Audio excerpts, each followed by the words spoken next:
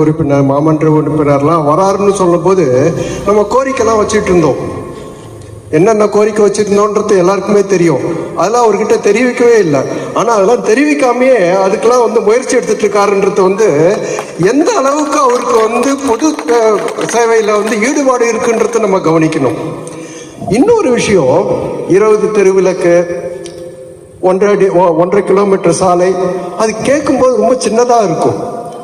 ஆனால் இங்கே 1 வருஷம் 2 வருஷமா இங்கே இருந்தவங்களுக்கு அதோட கஷ்டம் எப்படி இருந்தது அப்படின்றது. இப்போ இந்த இடத்துல சேர்லாம் போட்டு உட்காரும்போது இந்த இடத்துல வண்டிங்க போகிறதுக்கு வசதியாக இருக்குமான்னு கேட்டாங்க.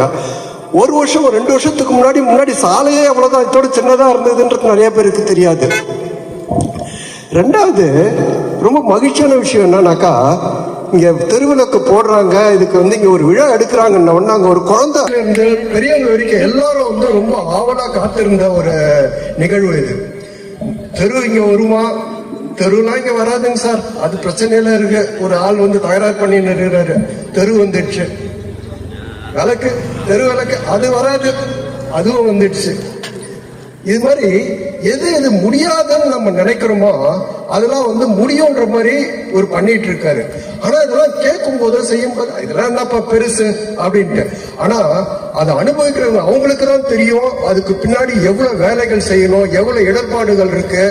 அவர் மேல எவ்வளவு டிஜிபி ஆபீஸ்ல உங்க மேலேயும் தனிப்பட்ட முறையில, ஆமா தனிப்பட்ட முறையில அவர் மேல வழக்கு பதிவு பண்ணி இருக்கிறாங்க, கொடுத்திருக்காரு. ஓகே, புகார் மனு கொடுத்திருக்காங்க, வழக்கு இன்னும் பதிவு பண்ணல. ஓகே, எதுக்கு சொல்ல வரேனாக்கா, இப்படிப்பட்ட தலைவர்கள், இப்படிப்பட்ட பொது தொண்டு இருக்கவங்களை நம்மளும் ஆதரிக்கணும். என்னோட வாழ்த்துக்கள். நீங்க வந்ததுக்கு ரொம்ப நன்றி. வரும் தேர்தலில் நீங்க திரும்பி நல்லா ஜெயிச்சு இதை விட சிறப்பா பணியாற்றணும்னு வேண்டிக்கிறேன். ரொம்ப நன்றி, வணக்கம் ஐயா.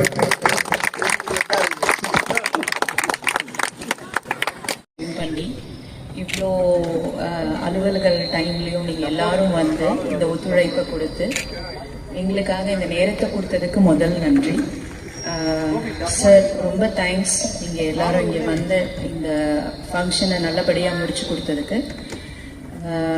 எங்கள் கோரிக்கைகள் எல்லாத்தையும் பண்ணிட முடியும்னு எங்களுக்கு நம்பிக்கை கொடுத்து இதை அடுத்த லெவலுக்கு கொண்டு போயிடுவோம் அப்படின்ற உற்சாகத்தையும் எங்களுக்கு கொடுத்து, நாங்கள் இங்கே குடி வந்தது எந்த வகையிலையும் தப்பில்லைன்ற எண்ணத்தை எங்களுக்கு கொடுத்து, எல்லாத்துக்கும் எங்கள் கூட நிற்கிற நீங்கள் மென்மேலும் வளர எங்களோட வாழ்த்துக்கள் சார். மிக்க நன்றி.